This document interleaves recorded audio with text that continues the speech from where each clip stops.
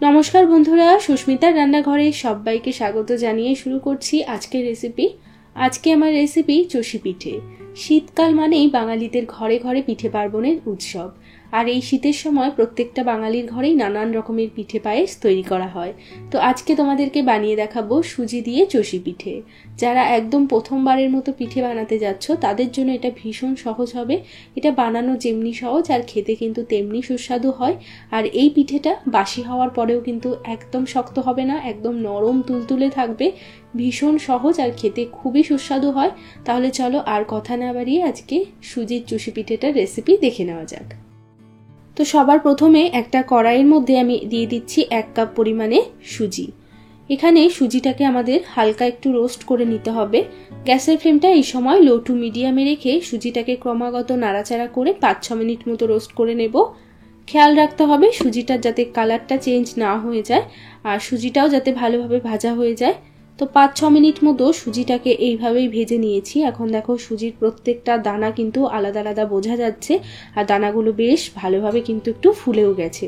এখন এর মধ্যে আমি অ্যাড করে দেব দুধ। এখানে যেহেতু আমি 1 কাপ সুজি নিয়েছি তাই জন্য 2 কাপ দুধ এখানে আমি অ্যাড করে দেব।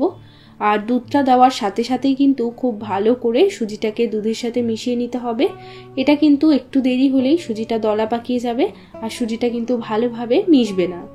তো ক্রমাগত এটাকে নাড়াচাড়া করে খুব ভালোভাবে দুধের সাথে সুজিটাকে মিশিয়ে নেব। তো আরও 2 থেকে 3 মিনিট মতো সুজিটাকে এইভাবেই নাড়াচাড়া করে নিয়েছি। এখন দেখো সুজিটা একটা বেশ ডোয়ের মতো তৈরি হয়ে গেছে। তো এখন আমাদের গ্যাসটাকে অফ করে দিতে হবে। এবার আমি এটাকে ঢাকা লাগিয়ে 2 থেকে 3 মিনিটের জন্য রেখে দেব। তো 2-3 মিনিট পর এবার আমি ঢাকাটা সরিয়ে নিচ্ছি আর এই সুজির ডোটাকে আমরা একটা থালার মধ্যে নিয়ে নেব। আর সুজির ডোটা কিন্তু একদম গরম থাকা অবস্থাতেই আমাদেরকে এটাকে মেখে নিতে হবে।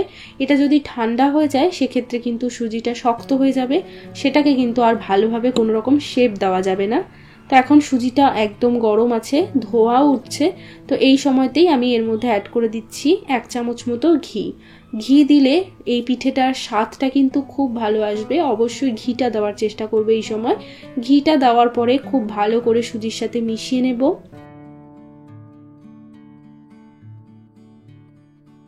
সুজিটার সাথে ঘিটা ভালোভাবে মিশে যাওয়ার পর এবার হাত দিয়ে ডলে ডলে খুব ভালো করে সুজিটাকে একদম মসৃণ করে মেখে নিতে হবে।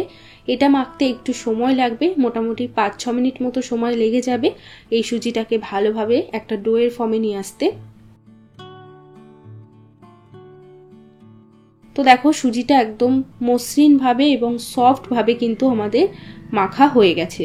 তো এরকম একটা সফট ডো কিন্তু সুজির তৈরি করে নিতে হবে। তো এবার আমি এই সুজির ডোয়ের থেকে খানিকটা অংশ এইভাবে নিয়ে নেব।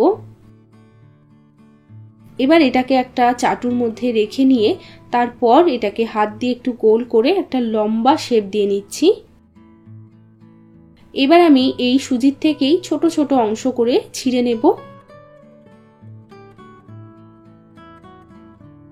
এবার একটা প্লেটের মধ্যে অল্প করে একটু চালের গুঁড়ো ছড়িয়ে দিলাম। এতে করে সুজির চষিগুলো কিন্তু একটাও প্লেটের মধ্যে লাগবে না। আর একটুখানি চালের গুঁড়ো এই সুজির ছোট অংশগুলোর মধ্যেও দিয়ে দেব। এতে করে এগুলো আমরা খুব তাড়াতাড়ি খুব ইজিলি তৈরি করতে পারবো। এবার একটা করে এই ছোট সুজির অংশগুলো নিয়ে আমাদের হাত দিয়ে এইভাবে একটু ডলে দিতে হবে। এটা বানানো কিন্তু খুব সহজ, কয়েক সেকেন্ডেই এটা তৈরি হয়ে যায়। আর এটা দেখতে মনে হয় অনেকক্ষণ সময় লাগবে, কিন্তু একদমই না। আর কেউ যদি চাও এগুলো একটু ছোট ছোট তৈরি করবে চষি পিঠেগুলো, সেটাও করতে পারো। আমি একটু বড় বড় করেই তৈরি করে নিচ্ছি, এতে করে সময়টা আরো কম লাগে। তো দেখো সমস্ত চষি পিঠে কিন্তু এখানে আমি তৈরি করে নিয়েছি। আর যদি তোমাদের এইরকমভাবে হাত দিয়ে চষি কাটতে অসুবিধে হয় তাহলে তোমরা কিন্তু এইরকম পদ্ধতিতেও করে দেখতে পারো। এরকম একটা যে আমরা লুচি ভাজি যে ছাপনিগুলো হয় সেই ছাপনির মধ্যে একটা সুজির ডো অংশ নিয়ে এবার এটাকে ভালো করে একটু ঘষে নেব। তো এইভাবে সুজিটাকে ঘষে নিলে খুব তাড়াতাড়ি কিন্তু অনেক চষি কাটা যাবে। এবার এই যে ছোট ছোট অংশগুলোকে এগুলোকে হাতের মধ্যে রেখে একটু ডলা দিলেই কিন্তু এরকম ছোট ছোট চষি তৈরি হয়ে যাবে। তো এইরকম ভাবেও তোমরা তৈরি করে দেখতে পারো, বা যেরকম হাত দিয়ে একটা একটা করে চষি কাটা হয় সেটাও তোমরা করে দেখতে পারো। আমার তো মনে হয় হাত দিয়ে যেই চষিটা কাটা হয় সেটাই বেশি সহজ বলে আমার মনে হয়। তোমাদের যার যেটা ইচ্ছে হবে বা যার যেটা সহজ বলে মনে হবে সে সেরকম ভাবেই তৈরি করে দেখতে পারো। তো সমস্ত চষিগুলো কিন্তু আমার এখানে কাটা হয়ে গেছে। আমি একটুখানি চালের গুঁড়ো এই চষির মধ্যে ছড়িয়ে দিচ্ছি। তো এতে করে চষিগুলো একটার গায়ে একটা লেগে যাবে না, আর একদম আলাদা আলাদা থাকবে। চালের গুঁড়োটা দিয়ে চষিগুলো হালকা করে একটু নাড়াচাড়া করে দিচ্ছি। তো দেখো একদম গোটা গোটা আলাদা আলাদা চষিগুলো কিন্তু রয়েছে।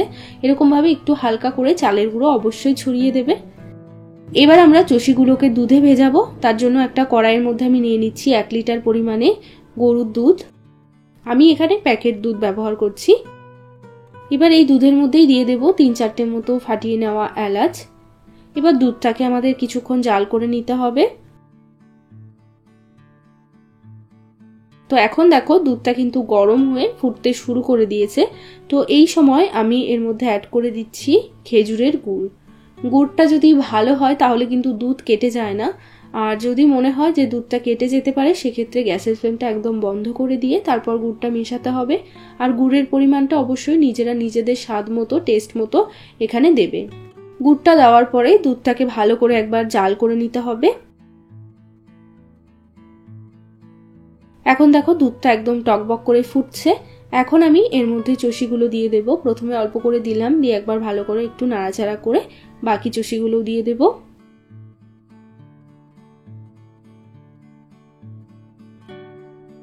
এইবার চষিগুলোকে কিন্তু এরপরে বেশি নাড়াচাড়া করা যাবে না, যেহেতু সুজি দিয়ে বানাচ্ছি আর সুজি কিন্তু খুব তাড়াতাড়ি নরম হয়ে যায়। গ্যাসের ফ্লেমটা এই সময় একটু বাড়িয়ে দিয়ে 5 মিনিটের জন্য জাল করে নিতে হবে।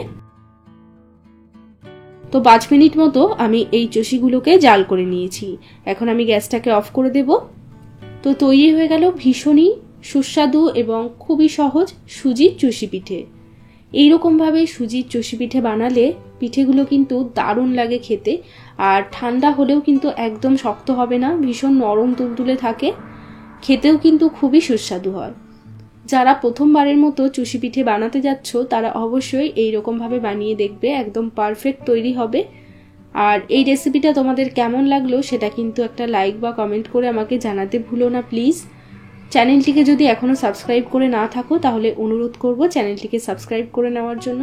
সবাই ভালো থাকবে, সুস্থ থাকবে। আমি আবারও চলে আসবো অন্য কোনো রেসিপির সাথে। আজ এ পর্যন্তই, টাটা।